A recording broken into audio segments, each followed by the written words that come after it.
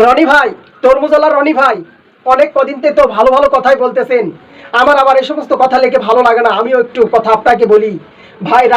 রানু মণ্ডল নাম শুনেছেন? সেও আপনার মতো গান গাইতে গাইতে ভাইরাল হয়েছিল। যেখানকার প্রজেক্ট সেখানেই চলে গিয়েছে। ভোবেন বাদ্যকর আপনার মতো অনেক ভাইরাল হয়েছিল। যেখানকার প্রজেক্ট সেখানে চলে গেছে। মাঝখানে কিছু ইউটিউবার মোটা অঙ্কে কামিয়েছে ডলার, ঠিক আছে? তেমনি শ্যামল দা ছিল, যেখানকার প্রজেক্ট সেখানে চলে গেছে। আপনাকে 2 দিন ইউজ করবে রনি ভাই, আপনাকে কিছু দিন ইউজ করবে ইউটিউবাররা। যখন আপনার ভিউ কমে যাবে, আপনাকে, আপনার সাথে সেলফিতে দূরে থাকলেও আপনাকে এড়িয়ে চলবে। এটা হচ্ছে একটা ভিউ ব্যবসা ভাই। তাই নিজেকে কন্ট্রোল রাখেন। আপনি ভাবেন না যে আপনি মহান কিছু হয়ে গেছেন। ভিউ ব্যবসাতে লাভ হবে অন্যরা, আর ফাঁকিতে পড়বেন আপনি। আপনার সম্মান বাড়তেছে ইউটিউবে ভাইরাল হয়ে, এটা আপনি ভুল ভাবতেছেন। আপনার সম্মান বাড়তেছে না, আপনার সম্মান কমতেছে। যদি আপনার প্রোফাইল থেকে, আপনার আইডি থেকে যদি আপনি ভাইরাল হতে পারতেন, তাহলে আপনি 2 টাকা কামাইতে পারতেন ভাই।